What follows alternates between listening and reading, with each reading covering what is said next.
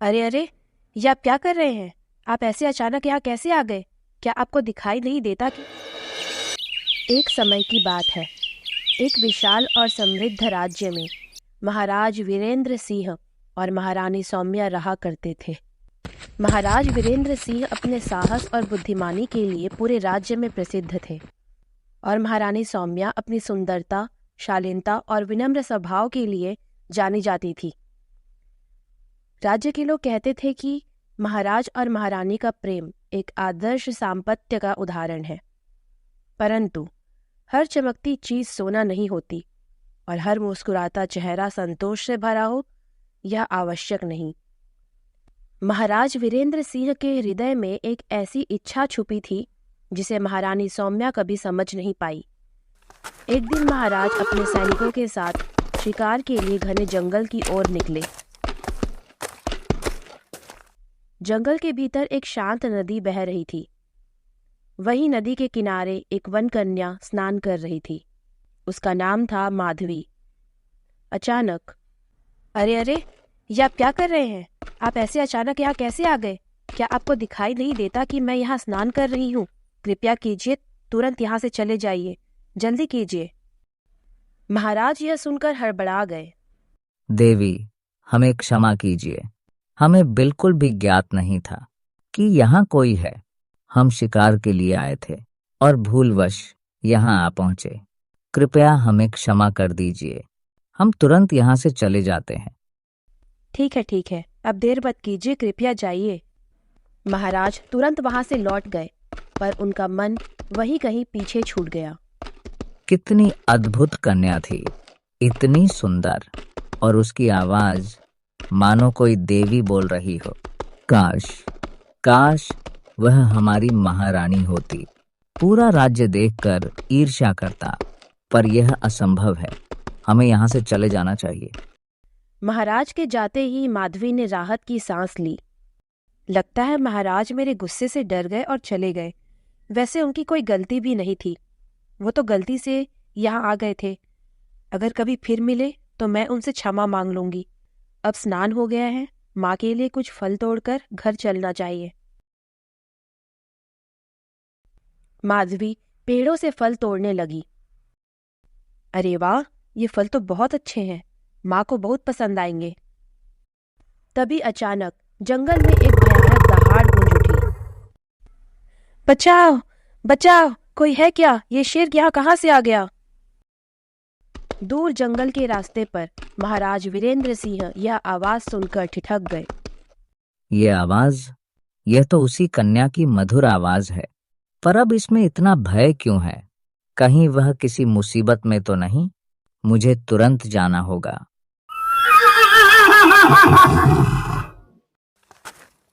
महाराज ने धनुष उठाया और शेर की ओर बढ़े।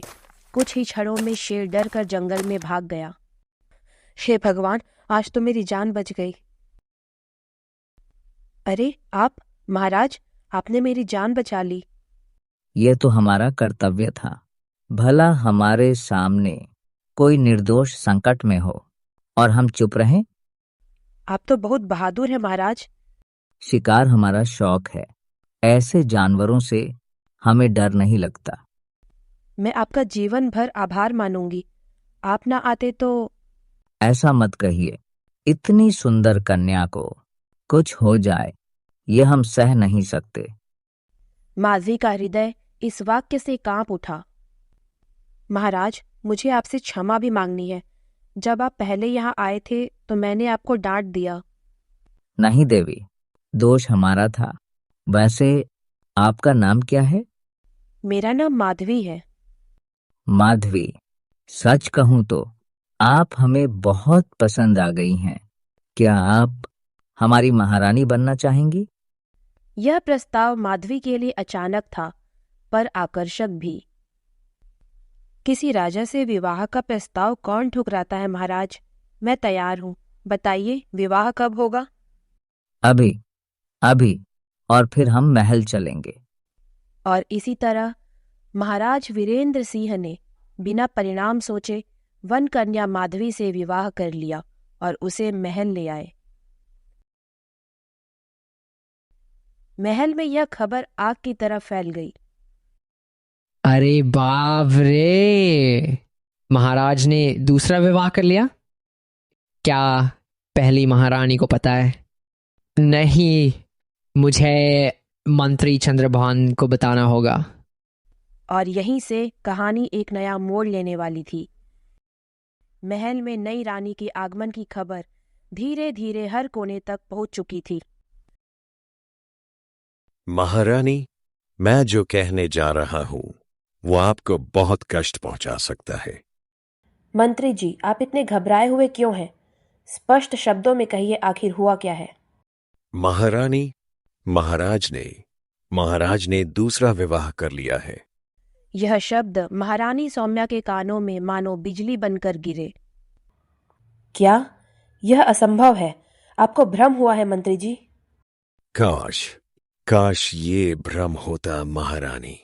मैं स्वयं अपनी आंखों से दूसरी रानी को महल में प्रवेश करते देख चुका हूं। महारानी का चेहरा पीला पड़ गया, पर उन्होंने स्वयं को संभाला। ठीक है, अगर यह सत्य है तो मैं स्वयं महाराज से इसका उत्तर मांगूंगी। महारानी सौम्या धीरे धीरे सभा कक्ष की ओर बढ़ी। हर कदम उनके हृदय पर भारी पड़ रहा था। नहीं, महाराज ऐसा नहीं कर सकते। उन्होंने मुझे धोखा दिया हो, यह मैं स्वीकार नहीं कर सकती।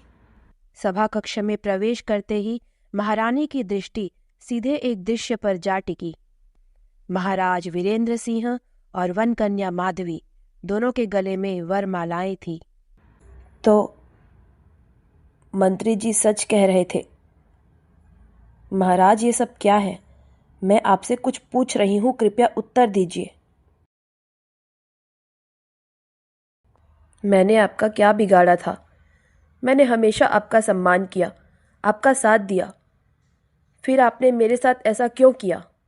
सभा कक्ष में सन्नाटा छा गया। महाराज के पास कोई उत्तर नहीं था। आप चुप क्यों हैं महाराज? कुछ तो बोलिए। क्या अब मैं आपके लिए कुछ भी नहीं रही? महाराज ने सिर झुका लिया। उनकी चुप्पी सब कुछ कह रही थी।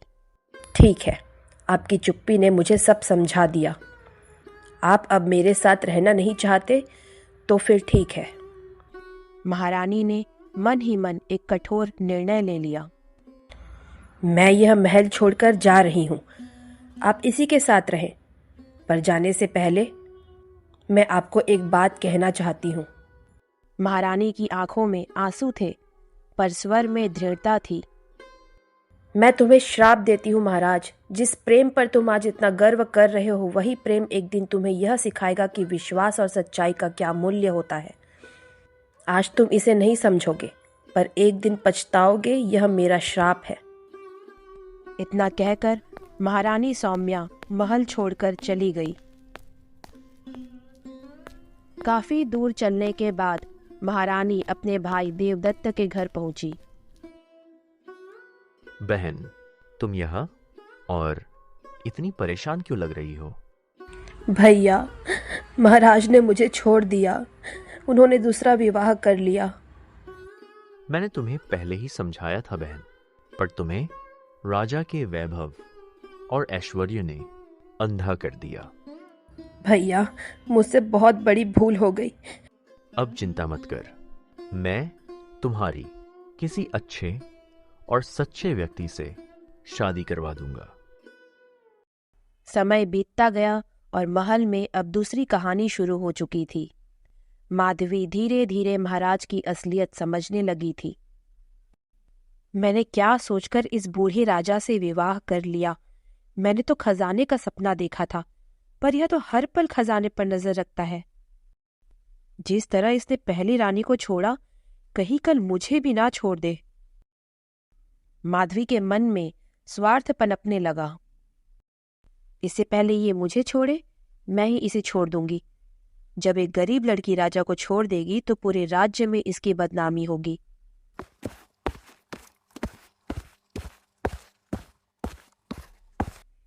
बस बहुत हुआ, अब मैं तुम्हारे साथ नहीं रह सकती। नहीं महारानी, मुझ पर विश्वास करो, मैं तुम्हें नहीं छोड़ूंगा। नहीं, अब मुझे तुम पर जरा भी विश्वास नहीं। और अंततः माधवी भी महाराज को छोड़कर चली गई। अब महाराज वीरेंद्र सिंह पूरी तरह अकेले रह गए थे। तभी उन्हें अपनी पहली रानी की कीमत समझ आई। मैंने अपनी सच्ची साथी को धोखा दिया।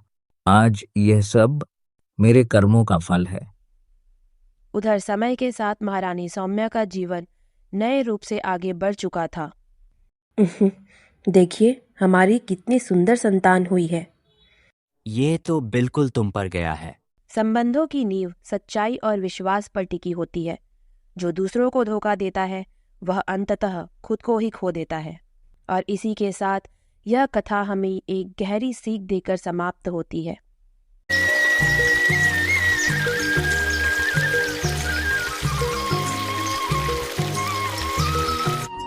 घर में अनाज लगभग खत्म हो चुका है। पता नहीं अगली बार क्या खाना खाऊंगा, कुछ भी नहीं है। मुझे पता है, पर मेहनत ही हमारा सहारा है। मैं आज जंगल जाकर और लकड़ियाँ काट लाऊंगा। शायद मंडी में बेचकर कुछ अनाज ले। भरोसा ही हम लोगों का सहारा है। भगवान तुम्हारे साथ हो।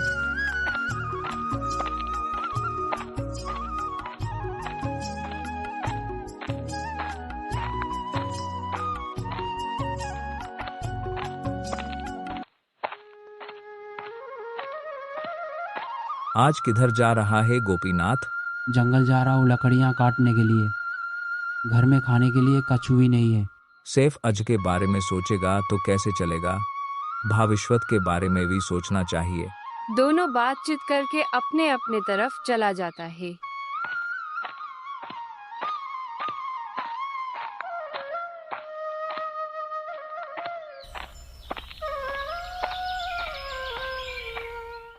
गोपीनाथ जो थी बहुत ईमानदार और मेहनती थी, और उसके साथ ही साथ उसकी पत्नी भी बहुत ईमानदार और मेहनती थी। इतना देर तक घूम रहा हूँ, जंगल में एक भी सूखा पेड़ नहीं देखा। शायद आज मेरा नसीब ही खराब है। हे भगवान, कुछ तो सूखा लोगड़ी मिल जाए। उस लोगड़ी को मंडी में बेच के कुछ तो अनाज लेके जा सकूँ, जिससे 2 वक्त का खाना भी नसीब में मिले।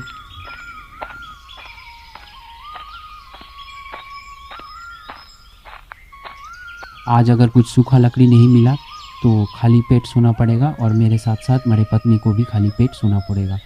मेरा हालात ऐसी है जिससे एक वक्त की खाना भी घर में नहीं है। सुबह से शाम हो गई, फिर भी मुझे एक भी लकड़ी नहीं मिला। आज क्या होगा मेरा? गांव वाले मेरे बारे में सही बोलते हैं। मैं सिर्फ आज के बारे में सोचता हूँ, क्योंकि अगर मैं पहले से कुछ खाना जमा रखता तो आज तो मैं और मेरी पत्नी को खाली पेट सोना तो नहीं पड़ता। मैं घर में जाके दुनिया को क्या बताऊँ? इतना ढूंढने के बाद भी कुछ भी सूखा लकड़ी आज नहीं मिला।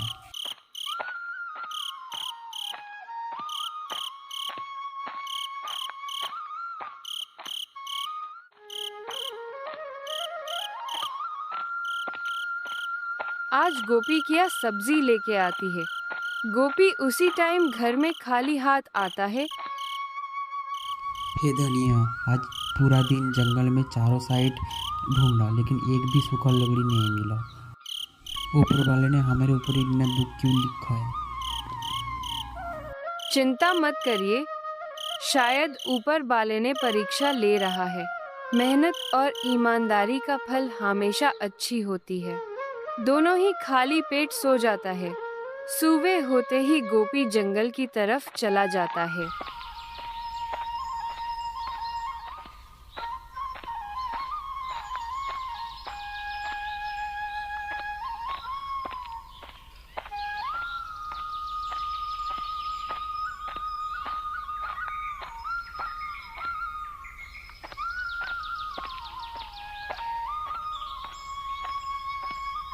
हाय रे मेरे पेट, ऐसे हालत में चला भी नहीं जा रहा है। हाय रे मेरे पेट, आजा तो कुछ सूखा लकड़ी मिल जाए, नहीं तो आज भी खाली पेट सोना पड़ेगा। मैं आज जंगल की चारों तरफ ढूंढूंगा, किधर भी तो एक तो सूखा लकड़ी मिल जाए। शायद उस नदी की तरफ कल मैंने नहीं गया था, आज जाके देखता हूँ। शायद नदी की तरफ कुछ सूखा लकड़ी मिल जाए, जिसको मंडी में बेच के कुछ तो सब्जी लेके जा पाऊँ। एक मिला है, ये लकड़ी काट लेता हूँ, मंडी में जाकर बेच के कुछ अनाज ले पाऊँगा। ऐसे हालत में बिल्कुल भी पेड़ काटा नहीं जा रहा है। अरे मेरा हाथ पैर सब दुख रहा है, पैर दुख रहा है, कैसे काम कर पाऊँगा, कैसे लेके जा पाऊँगा। अरे मेरे हालात, मेरे साथ ऐसा क्यों होता है।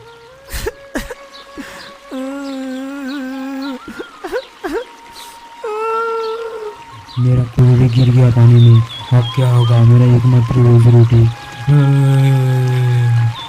मेरा रोजी रोटी पानी में गिर गया। पानी भी बहुत गहरा है, शायद नहीं मिलेगा।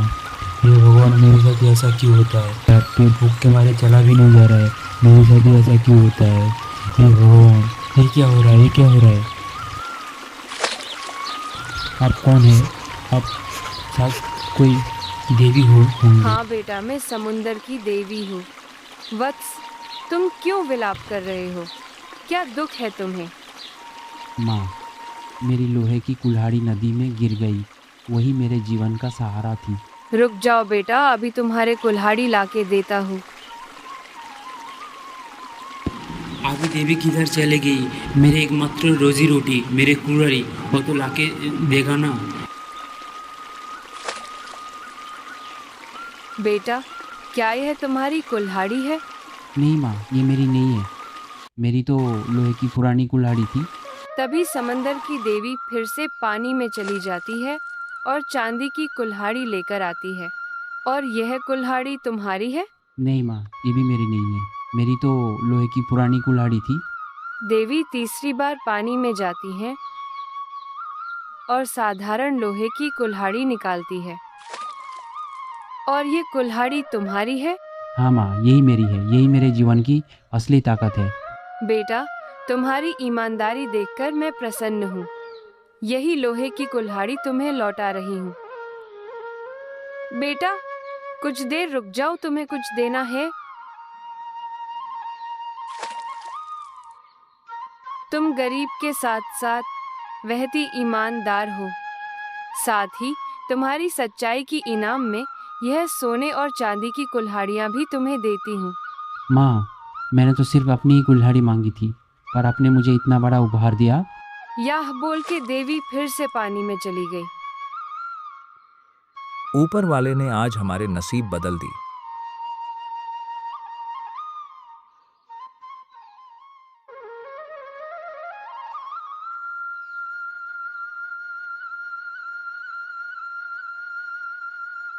ये क्या? गोपी के पास में सोने की और चांदी की कुराली कहां से आए?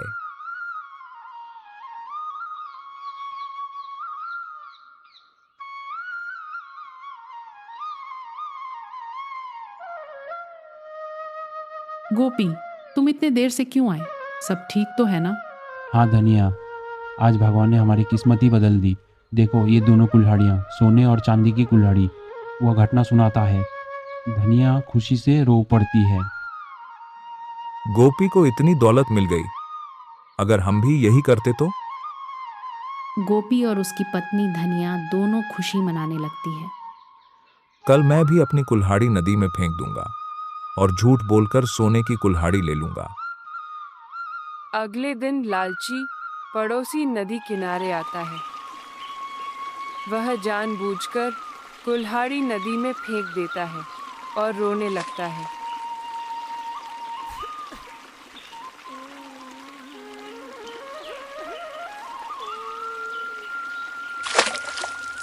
देवी प्रकट होती हैं। बेटा, क्यों रो रहे हो? नकली आंसू बहाकर माँ, मेरी कुल्हाड़ी गिर गई है।